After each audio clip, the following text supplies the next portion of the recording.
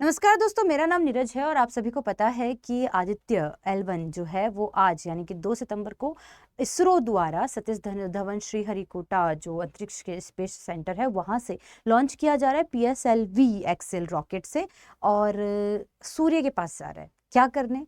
तो उससे पहले सूर्य के बारे में जानते हैं। क्या आप लोगों को पता है कि सूर्य और पृथ्वी का जन्म एक साथ ही माना जाता है? आइए इसके बारे में पूरी चर्चा करते हैं और बहुत ही खूबसूरत तरीके से। आप सभी को ये तो पता ही है कि सूर्य जो होता है वो बेसिकली हाइड्रोजन जो है और के साथ में मिलकर बना हुआ है और हीलियम का फॉर्मेशन करता है।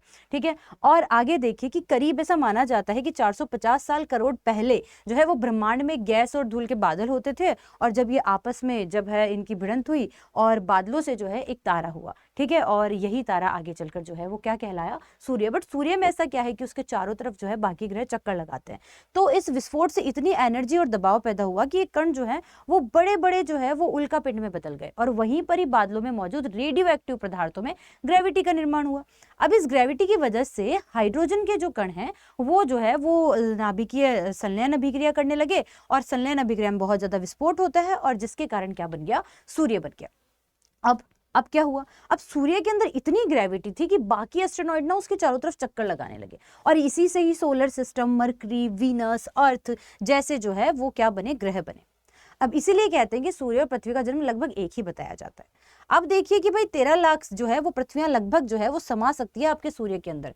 सूर्य सोलर सिस्टम का ना सबसे बड़ा तारा है और यह सोलर सिस्टम का ना सबसे भारी ऑब्जेक्ट भी है। अब सबसे भारी का मतलब क्या है पहले ये समझेंगे, पर उससे पहले देख लीजिए कि पृथ्वी के मास से ना सूर्य का मास जो है लगभग 3.3 गुना ज्यादा है।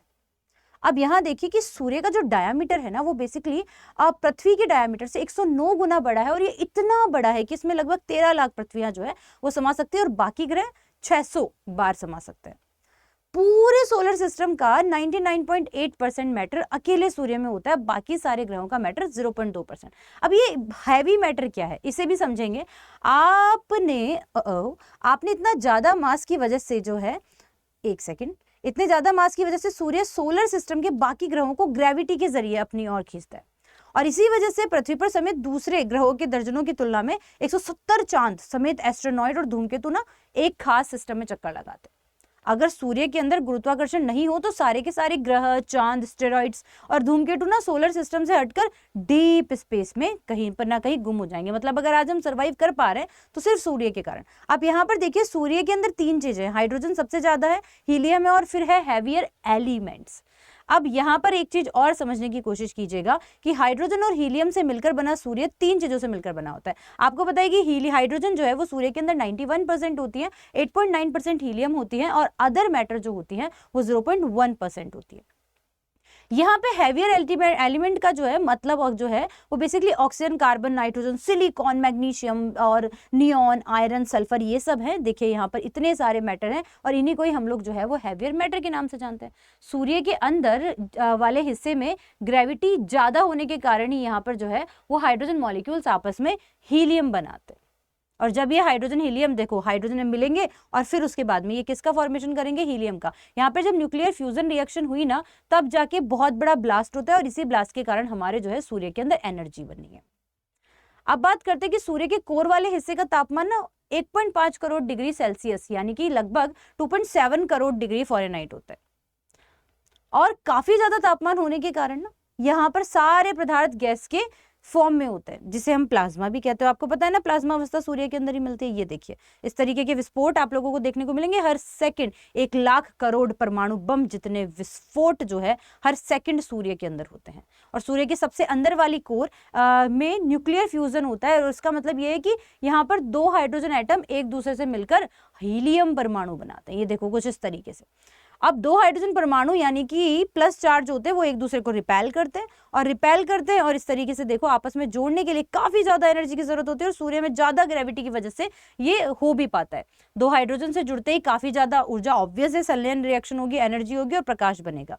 इस तरीके से हाइड्रोजन और हीलियम आपस में काम करते हैं। अब आगे देखिए कि हर सेकंड जो है वो 600 मिलियन टन हाइड्रोजन जो है वो हीलियम में बदल जाती है और यहाँ पर 4 मिलियन जो है मैटर हर सेकंड एनर्जी में बदलता है। इतनी एनर्जी 1 करोड़ जो है वो परमाणु बम के विस्फोट के बराबर होती है। और आपके पास में सूर्य में 6 लेयर्स होती है। अब ये 6 लेयर कौन सी है? जो पहली लेयर होती है आपको यहाँ पर दिखाई दे रही है वो कोरोना है। दूसरी लेयर को हम लोग क्रोमोस्फीयर कहते हैं। तीसरी लेयर जो है वो फोटोस्फीयर होती है। अच्छा, चौथी लेयर जो है उसको हम लोग कंजक्टिव जोन कहते हैं। पांचवी लेयर को हम लोग रेडिएटिव जोन कहते हैं। और छठी लेयर जो है वो आखिरी वाली जिसे हम कोर कहते हैं। सूर्य के केंद्र यानी कि कोर से फोटोन यानी प्रकाश 3 लाख करोड़ सेकंड की रफ्तार से बाहर की ओर निकलता है।